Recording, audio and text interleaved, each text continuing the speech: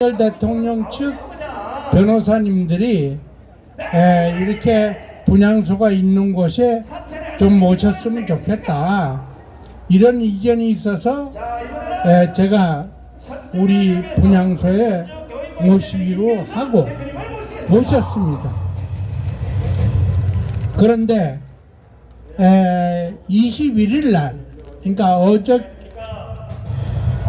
어저께입니다. 어저께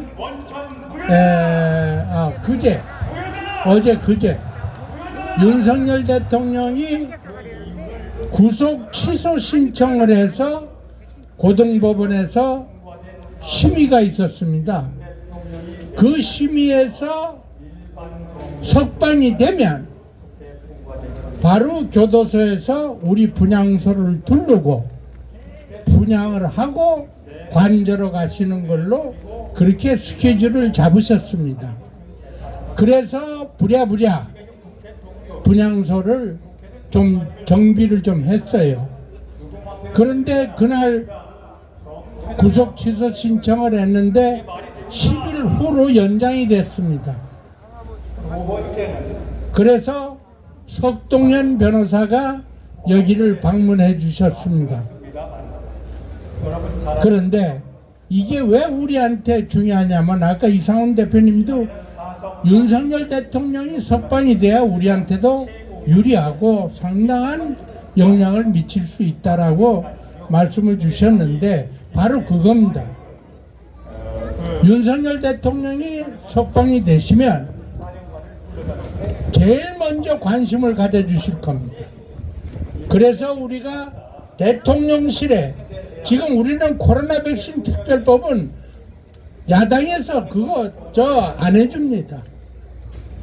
진상규명 해주겠습니까? 안 합니다. 그렇기 때문에 우리가 지금 가장 크게 희망을 가질 수 있는 것은 윤석열 대통령이 탄핵이 기각이 돼서 정치적인 주도권을 갖는 겁니다. 제일 먼저 할 일이 부정선거를 파헤쳐서 종북주사파의 국회를 해산시켜야 됩니다. 맞습니다. 이것이 제일 먼저 윤석열 대통령이 석방이 돼서 해야 될 일입니다. 이 빨갱이 국회를 해산시키지 않고서는 우리한테 희망이 없습니다. 그리고 윤석열 대통령이 우리한테 베풀어줄 일이 있습니다. 그게 무엇이냐면, 지금까지 우리가 계속 주장을 해왔던 코로나 백신 특별위원회를 대통령 직속으로 두라는 얘기죠. 이거는 간단하게 줄 수 있습니다. 어렵지 않습니다.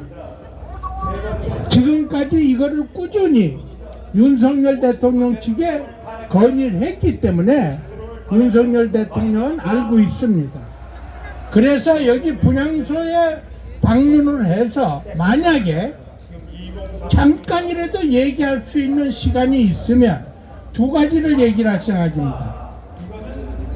부정선거를 파헤쳐서 국회를 해산하는 것, 그 다음에 코로나 백신 특별위원회를 만들어 달라는 것, 이 두 개를 제가 부탁을 드리려고 합니다.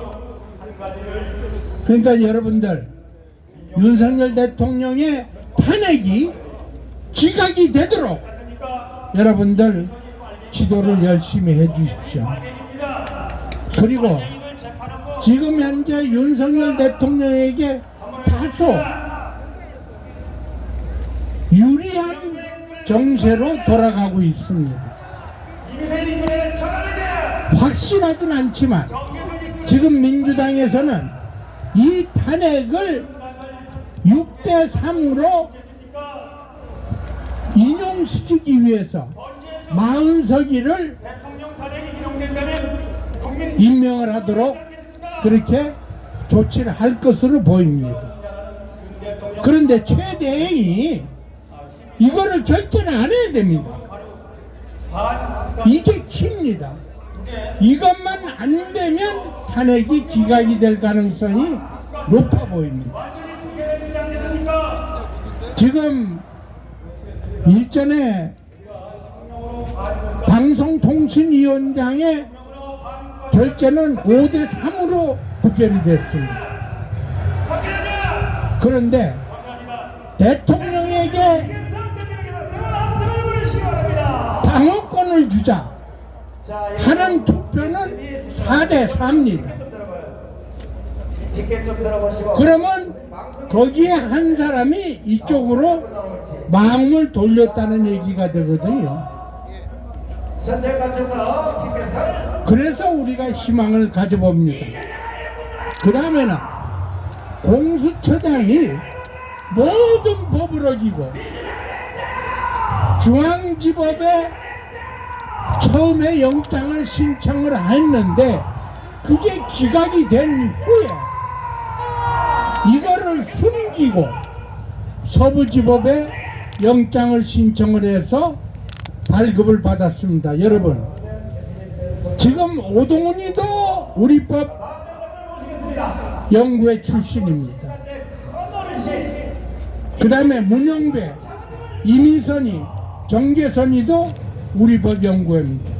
그 다음에 마은석이도 우리 법 연구회입니다. 서부지법에서 영장을 발부한 세 사람이 전부 우리 법 연구회 출신입니다. 이거 우연입니까? 이 판사들이 전부 민주당 빨갱이의 부역자가 되어 있습니다. 그렇기 때문에 사실상 헌법재판소가 아직은 안심할 수 없습니다. 이거는 우리 힘으로 되질 않습니다. 이거는 하나님이 도와주셔야 됩니다.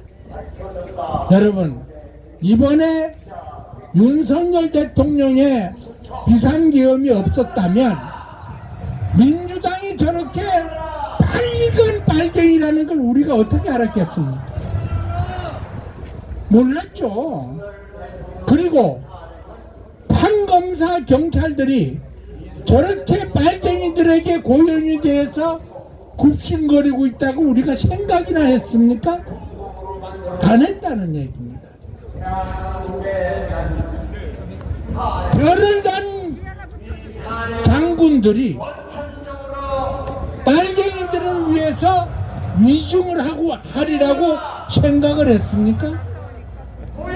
저거는 똥별 중에 똥별들입니다.